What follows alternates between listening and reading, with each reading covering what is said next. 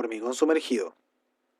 El presente trabajo de investigación abordará el tema del hormigón sumergido u hormigón bajo agua y todos los aspectos relacionados a este tópico, tales como efectos del ambiente, tipos de hormigón, dosificación y metodología de aplicación. Este trabajo fue realizado por Ariel Gress, David Valverde y Maximiliano Morales. El hormigón es uno de los elementos más utilizados en las obras civiles. Este se presenta en gran variedad, dependiendo de los requerimientos de la estructura a construir. Dentro de esta variedad se encuentra el hormigón sumergido, el cual se caracteriza por ser utilizado para estructuras que deben estar en continuo contacto con el agua. Dentro de las utilizaciones que se le da a este tipo de hormigón, se encuentra la construcción de estructuras marítimas tales como puertos, muelles, embarcaderos, amarraderos, puentes y en general todo tipo de estructura que esté en constante contacto con el agua. Antecedentes. Efectos de ambiente. El ambiente submarino o sumergido presenta diferentes agentes que pueden contribuir de forma tanto positiva como negativa en el hormigón, los cuales pueden ser sumersión, agentes químicos del agua, presión, temperatura, organismos marinos y movimiento de aguas. Estos agentes pueden afectar negativamente al hormigón de modo que produzcan los siguientes efectos: abrasión, cavitación, ataque químico, hielo deshielo, corrosión de la armadura. Para prevenir o enfrentar de mejor forma estos efectos, se deben tener en cuenta las siguientes consideraciones. El hormigón sumergido es un hormigón el cual debe mantenerse inerte a las características del ambiente en el cual se encuentra. Esto significa que el cemento y agregados no deben reaccionar con elementos presentes en el agua. Este debe ser impermeable, para que así las armaduras utilizadas no sufran del principal problema que es la corrosión. También se debe cumplir con la resistencia requerida por el diseño estructural. Finalmente, se deben controlar los efectos del ambiente tomando los respectivos resguardos en las instalaciones, de modo que se minimicen en mayor medida estos efectos.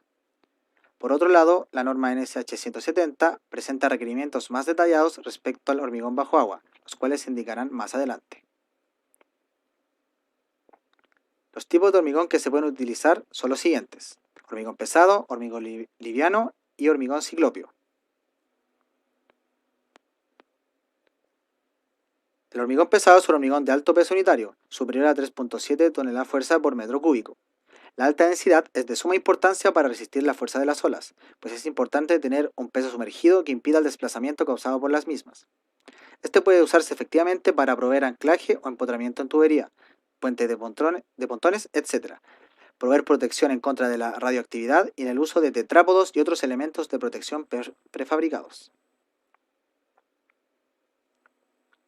Hormigón liviano. Se define así a un hormigón de bajo peso unitario, inferior a 2 toneladas fuerza por metro cúbico.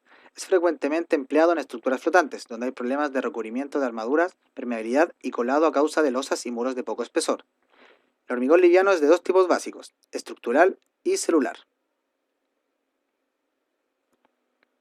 Por último, tenemos al hormigón ciclopio. En este tipo de hormigón se utiliza la facilidad y economía del uso de grandes rocas de la localidad, unidas entre sí por medio de hormigón tremie, de modo que quede 40% de hormigón y 60% de rocas colocadas, para formar una gran masa submarina de gravedad. Además, se usa para trazar fundaciones en el fondo marino. Dosificación.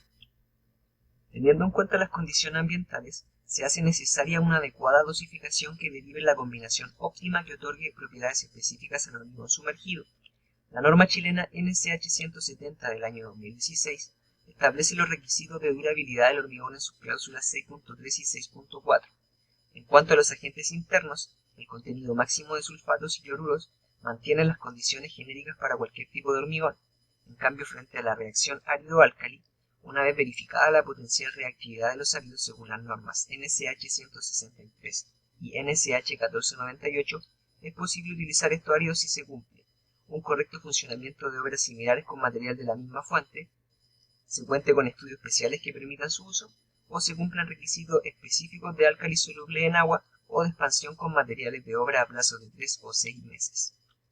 Además, en cuanto a la corrosión, la tabla 8 de la norma define los grados de exposición que provocan corrosión en función de la exposición en condiciones de servicio, y la tabla 9 los requisitos del hormigón expresado en dosis mínimas de cemento y profundidades máximas de penetración de agua. Como se puede apreciar en las tablas, el grado C2A establece la condición sumergida del agua con dosis mínimas de cemento, de 300 kilogramos por metro cúbico y una profundidad máxima de penetración de agua de 40 milímetros. Es de responsabilidad del ingeniero estructural determinar las condiciones a las cuales estará sometida el hormigón y la variabilidad temporal de estas. Esto debido a que el riesgo de corrosión varía en las distintas zonas de contacto, lo cual se aprecia en las siguientes imágenes. Adicionalmente, en base a estudios de buenas prácticas, se recomienda una dosificación con una trabajabilidad del hormigón alto con un cono de 15 a 18 centímetros, dado que los hormigones sumergidos no se pueden vibrar ni compactar porque se desintegran, por lo que con un hormigón con asentamiento alto, el hormigón se autocompacta y llena todo el espaciado de los moldes. En cuanto al agua de amasado, esta deberá tener la calidad de potable y estar libre de turbidez excesiva y materia orgánica. Se establece una razón agua-cemento máxima de 0.4, tratando siempre de minimizarla, dado que el exceso de agua aumenta la permeabilidad y se puede producir penetración de agua por capilaridad. Se recomienda el uso de aditivos incorporadores de aire, ya que mejora la trabajabilidad, durabilidad e impermeabilidad. Esto permite sellar cualquier canal capilar que se pueda producir durante el fraguado. Además, se disminuye el contenido de arena, la agua de amasado y consigo la razón agua-cemento. Entre los aditivos para hormigones sumergidos se suele usar reductor de agua de alta actividad, superplastificante, incorporadores de aire, retardantes e hidrófugos. Las siguientes tablas muestran los distintos productos y sus respectivas descripciones de la empresa Sika, los cuales permiten modificar las propiedades del hormigón.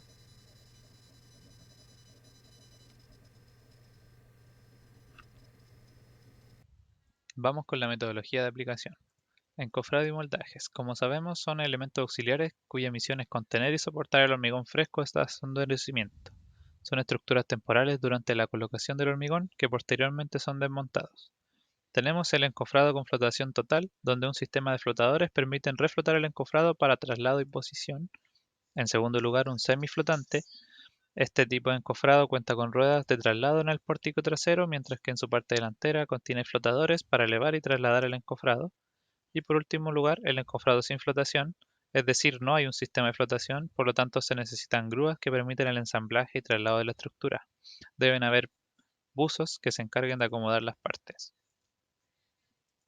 En equipos y técnicas que favorecen el hormigonado en agua, dentro de los equipos tenemos la bomba de tubo o trompa oscilante. Es un sistema de doble pistón conectados por una válvula. Resultan bastante eficaces con hormigones que son difícilmente bombeables y un rendimiento ronda entre los 50 y 80 metros cúbicos por hora. La bomba peristáltica o de rotor para hormigón es un tipo de bomba que consiste en dos rodillos de presión giratorios cuyo interior se encuentra a presión inferior a la del exterior. Al girar, los rodillos comprimen una manguera flexible a través de las cuales es impulsado el hormigón. Por último, el cubilote o capacho es un recipiente en forma de tronco de cono invertido que se llena generalmente de hormigón y se permite la salida de este por gravedad. Sus capacidades van de 0,5 a 4 metros cúbicos. Entre los tipos de hormigonado tenemos el hormigón tremié, donde este proceso consiste en colocar el hormigón por medio de un tubo, cuyo extremo inferior queda siempre embebido en el hormigón fresco, de modo que el lavado y la segregación son sustancialmente prevenidos. El hormigón ensacado, como su nombre lo dice, consiste en colocar hormigón en sacos, y este método se usa para construir muretes o plataformas bajo el agua. Por ejemplo, los muros de un muelle o de un malecón. El lado más cargado del muro descansará sobre este hormigón en sacos, de modo que se permite transmitir los esfuerzos al fondo de cimentación. El hormigón en cubas es una técnica utilizada en profundidades mayores a 80 centímetros, donde el hormigón está contenido en una cuba perfectamente sellada que se baja hasta el lugar de depositación del hormigón. Luego un buzo debe abrir la compuerta y retirar lentamente la cuba, de modo que el hormigón comience a fluir en la superficie a depositarse. Por último lugar, tenemos el hormigón portaluz que avanza, donde es una técnica empleada para profundidades menores a 80 centímetros, y de acuerdo a la figura, el hormigón debe depositarse en A, luego se incorpora por peso a la masa B, en fluencia que avanza con un talud C. La dosificación a ocupar es la misma del hormigón tremiestructural, donde el macizo en avance no puede apisonarse ni vibrarse. Como recomendación, la faena debe hacerse durante la alta marea, ya que si el mar se agita hay que interrumpir el trabajo. Eso sería todo, muchas gracias por ver el video.